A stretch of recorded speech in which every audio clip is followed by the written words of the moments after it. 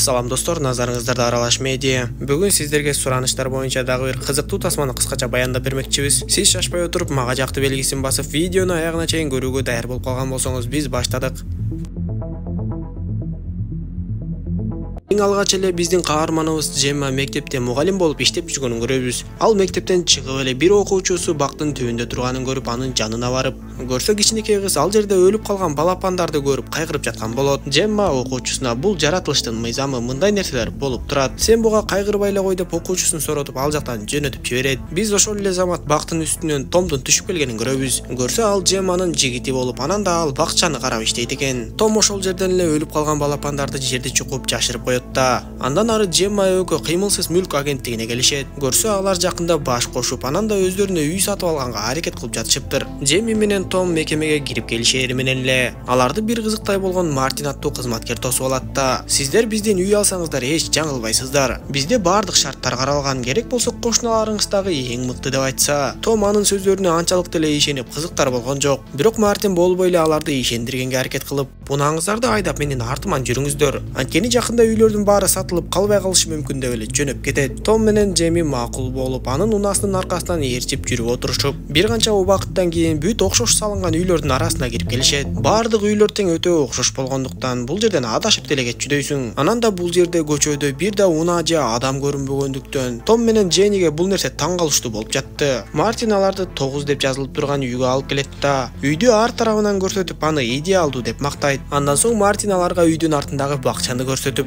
бакчаны көргөн Дженни менен Том болсо кошуналар качан келет экенине кызыгып, кошуналар качан келет деп сурай эле дешсе эле Мартин жоголуп кетет. Алар үйдөн Мартинди таппай көчөгө чыгышса, таң калыштуусу Мартин унаасын айдап эле ал жерден кетип калыптыр. Анда Том менен Дженни дагы дароо эле эшикти жаап ал жерден жөнөп кетишет. Бирок кызыгы алар кайсыл жактан кирип келгенин билбей калыштыбы айтор. Шаарчадан чыгып кеткенге жолду таба албай эле тегеренип кайра жанагы 9-үйгө келип калышат. 9-үйдүн эшиги негедир кайрадан ачылып калыптыр. Дженни унааны андан ары айдап кайра эле жол тапканга аракет кылып, бирок бир нече жолу аракет кылса да жолду таба албай коет. Ачууланган Том унааны өзү айдамакчы болуп, бирок анда деле эч кандай жыйынтык чыкпай, кайсыл жака айдабасын тегеренип эле кайра жанагы 9-үйгө кайтып келе беришет. Телефондорун карап көрүшсө, ал жакта дагы байланыш кармабай калыптыр. Ачууланган Том чылымын чегип кечке чейин жолду тапканга аракетин кылып, бирок такыр эле болбой акыры караңгыда кирип кетип, алар кайра эле 9-үйдүн жанына келип токтошот. Ошол жерден алардын күйүүчү майы да түгөнүп, айлана тегерегине кыйкырып көрүшсө, өздөрүнүн үндөрү гана жаңырып, эч бир жан көрүнбөйт. Айласыздан алар үйгө киришип, муздаткычты ачып, ал жактагы ичимдик менен клубникаларды алып тамактанышат да, ошол үйгө түнөп калышат. Бирок алар түндө деле таң калыштуу нерселер жөнүндө ойлонуп такыр уктай албай жатышты. Эртеси Том үйдүн чатырына чыгат да, бирок кайсыл жактыгана карабасын, бардыгы тең эле окшош үйлөр болот. Анда Том биз күндү ээрчип эле түп-түз батышты көздөй жүрүп отуралы деп, короодон короого секирип эле батышты көздөй кечке чейин жүрүп отурушат. Бирок канча да алар бул шаарчанын чекесине чыга албай коюшуп, кайра эле караңгы кирип кетет. Дженни кийинки короого секирейин деп жатып, ал жактын терезесиндеги шамдын күйүп турганын көрүп, бул жакта адамдар жашашат экен деп Томго сүйүнчүлөп, экөө үйдүн ичине шашылып кирип барышса эле, ал кайра эле жанагы өздөрүнүн 9-үйү болуп чыгат. Ошондо Дженни көчө жакта турган бир үйкөктү көрүп, анын ичин ачып караса, аларга керектүү заттар болуп чыгат. Дженни бул үйкөктү ким таштап кетти деп ал адамды издеп тапканга аракет кылып, Том болсо башын оорутуп отургусу келбей үйгө кирет да үйдү өрттөп жиберет. Анын ою боюнча үй өрттөнгөндө өрт өчүргүчтөр келет деп ойлогон. Бирок алар түндүн бир маалына чейин өрттөнгөн үйдү карап отурушуп, өкүнүчкө карай эч кандай өрт өчүргүч келген жок. Ошол жерде уктап калышкан экөө эртең менен түтүндүн арасында ойгонушуп, Дженни кайра эле жолдо бир үйкөктүн турганын көрүп, анын ичин ачса, анын ичинде бир кичинекей ымыркай бала жаткан болот. Анан да үйкөктө "Эгер силер баланы тарбиялап чоңойтсоңор, биз силерди бошотобуз" деген жазуу бар болчу. Кийинки көрүнүштө асмандан караганда ошол 9-үйдүн чатырында жардамга деп жазылып турганын көрөбүз. Баягы кичинекей ымыркай бул кезде чоңоюп калган болот. Ал бала таң атпай Том менен Дженнинин бөлмөсүнө кирип, Томдун жана Дженнинин сүйлөгөндөрүн туурап, анан да Дженни балага ит жөнүндө айтып бергендиктен бала итке окшоп эле үрүп жатты. Көрсө бул мезгилде болгону арадан 98 күн өтүптүр. Көрсө кичинекей бала өтө тез чоңоет экен. Бала иттер кантип үрөрүн билгендиктен итке окшоп үрүп эле ары бери чуркап, анан да Дженнини апа деп атайт. Анда Дженни дароо эле "Мен сенин апаң эмесмин, жана сенин апаң ким экенин да билбеймин" деп айтат. Анда ал бала дароо эле катуу кыйкыра баштайт. Качан гана Том менен Дженни ага тамак салып беришкенде гана ал бала басылып тамак жей баштады. Бир аздан соң Том таштандыларды үйкөккө салат да көчөгө алып чыгып коюп, буга чейин аларга ким тамак аш алып келип жана таштандыларды ким алып кетип жатканын такыр көрө албай коюшкандыктан, Том дагы эле аракеттенип үйкөктөн көзүн албай сыртта отура берет. Тажап кеткен Дженни үйгө кирип кетип, чылымын чегип жаткан Том болсо бир кезде чылымын ыргытып жиберсе, ал жердеги чөптөр жоголуп дароо топосу көрүнүп калат. Анда Том дароо эле жердин астында бир нерсе бар деп чечти Айтор. Ошол топуракты эле чукуп каза баштады.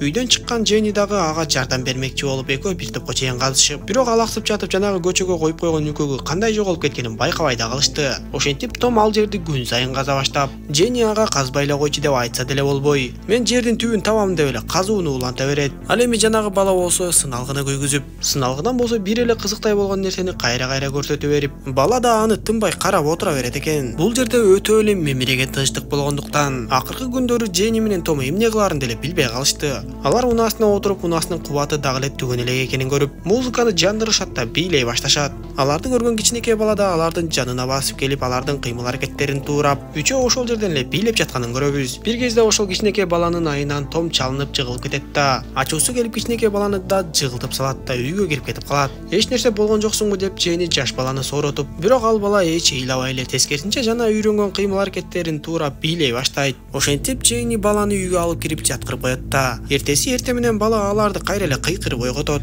Эрте мененки тамактанууда Томдун жөтөлүп жатканын байкайбыз. Бирок өзүнө канчалык зыян болуп жатса деле Том казууну уланта берет. Ал жерди казып бир топ тереңдеп калганда жердин астынан кандайдыр бир үндөрдү уккандай болду. Дженни болсо балага сыналгы көрбө деп тыюу салып, бирок бала болбой эле кыйкырып кайрадан эле сыналгыны күйгүзүп ала берет. Түндө Дженни менен Том уктап жатышканда дагы бир кызыктай үндөр угулуп, алар аркы бөлмөгө чыгышса эле бала дагы эле сыналгы көрүп отурган болот. Алар баланы токтотконго аракет кылышып, бирок бала такыр эле болбоду. Акыры алар баланы жайына коюп кетип калышат. Эрте менен бала кайра эле тамак деп кыйкыра баштагандыктан Томдун өтө ачуусу келет да баланы алып барып унаага бекитип салат. Том Дженниге бул бала ошол жакта жатып өлсүн, анан бизди сыноого алып жаткандар бул жакка келер бекен көрөбүз деп айтат. Бирок кечинде Дженни чыдай албай барып кайра эле баланы бошотуп алат. Ал эми Том болсо жанагы жерди казып жатып өтө эле акылынан айный баштады. Ал керек болсо үйгө кирбей ошол жака эле уктап калып жатты. Эрте менен Дженни баланы бөлмөсүнөн таба албай калып, аны көчөдөн издеп да такыр таба албай коет. Бирок кечинде бала үйгө кайдандыр кайтып келип,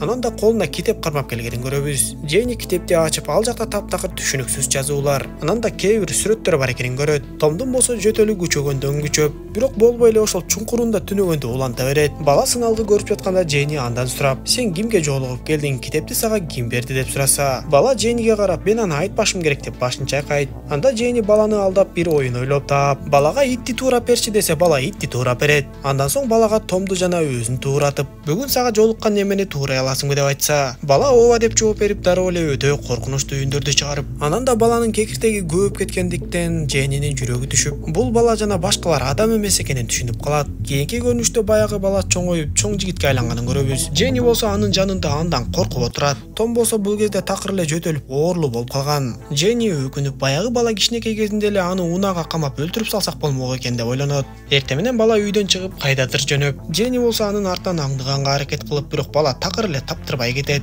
Дагы эле казуусун улантып жаткан Том болсо бир канча тереңдиктен баштыкка салынган өлүк адамдын денесин көрөт. Кечинде Том өзүн өтө эле жаман сезе баштап, Дженни аны үйгө алып кирип жаткырайын десе, бала үйдү бекитип алып өзүнүн сыналгысын көрүп отурган болот. Ал такыр эшикти ачпай койгондуктан ал түнү Дженни менен Том унаада түнөшүп, эртеси күнү Том өтө эле алсызданып калды. Ошол жерден Том акыркы чылымын чегет да аркы дүйнөгө кете берет. Кечинде кайтып келген бала ал жерге баштыкты ачып, Томду баштыкка салат да жанагы казган чуңкуруна таштап жиберет. Андан соң Дженнини кайра эле көчөдө калтырып, өзү үйдү бекитип үйгө кирип кетти. Унаада түнөгөн Дженни эрте менен баланын үйдөн чыгып кетип бара жатканын көрүп, чукулукту алат да баланын артынан жетип барып аны өлтүргөнгө аракет кылат. Бирок андан эч кандай жыйынтык чыкпай бала качып барат да. Таң калыштуудай көрүнүш болуп, бала тротуарды көтөрүп эле ичине кирип кеткенин көрөбүз. Анда Дженни дагы анын артынан калбай түшүнүксүз жакка кирип кетип, өздөрүнө окшогон эле катарлаш ааламдарга кирип кеткендей болуп, ал жактагы адамдар дагы дал эле ушундай көрүнүштөргө кабылып жатканын көрөт. Улам ар кайсы эшиктерди ачып отуруп, ал акыры кайра эле өзүнүн ааламына келип калып, эшиктин алдына алсырап жыгылат. Ошондо анын жанына баштык көтөргөн бала жетип келет да, өлөйүн деп калган Дженнини баштыкка салып жатып, силердин билетиңер мени тарбиялап өстүрүп чоңойтуп, адамзаттын ааламына даяр кылышыңар керек эле. Андан соң өлүшүңөр керек болчу деп айтат да. Дженнини да Томдун жанына кулатып, ал жерди көмүп салгандан кийин кайра эле эч нерсе билинбегендей болуп калат. Бала болсо дароо эле күйүүчү майды алат да унаага куюп, унааны айдап тез эле өзү билген жол менен шаардан чыгып кетет. Ал баягы кыймылсыз мүлк агенттигинин кызматкери Мартинге келгенде, Мартин дагы карып өлөйүн деп калган болот. Мартин дептөөшүндө жазылган жазууну бала өзүнө тагат да. Мартинди да баштыкка салып, ошол жактагы үйкөккө салып салды. Эми бала Мартиндин ордуна Мартин болуп, жаңы келген кардарларды баягы үйгө алып баруу үчүн даярданып калат. Тасма ушундайча соңуна чыгат достор. Албетте, тасма аяктагандан кийин көрүүчүдө көптөгөн суроолор пайда болот. Эгер тасманы толук көрүп чыга турган болсок, анда режиссер тасмада эмнени айткысы келгендигин байкасак болот. Албетте, ар бирибиз тасманы дүйнө таанымыбызга жараша ар кандай чечмелесек болот. Бирок автордун бул жерде негизги бергиси келген нерсеси, ар бир адам ата-эненин кызматын аткарып, балдарды тарбиялап өстүрүп чоңойтуу өтө татаал жана жоопкерчиликтүү нерсе экенин. Эгер ар бир ата-эне балдарын туура тарбиялап өстүрүшпөсө, чоңоюп чоң адамдардын коомуна кошулган бала албетте коомго жакшы жагынан эмес, жаман жагынан таасир берери белгилүү. Балдар биздин келечегибиз дегендей эле, жаш өспүрүмдөр туура тарбия алып, туура багытта кетишсе гана келечегибиз оңдолуп түздөлөт деп айта алабыз. Ошондуктан ар бир ата-эне өз балдарынын келечегине кайдыгер карабай, балдарга көбүрөөк убакыт бөлүп, илим-билим менен кошо тарбияны үйрөтүп, жакшы коомдун өсүп чыгышына салым кошууга чакырабыз. Сиз дагы өз пикириңизди комментарийге жаза кетсеңиз болот. Кийинки видеолордон көрүшкөнчө аман болуңуздар.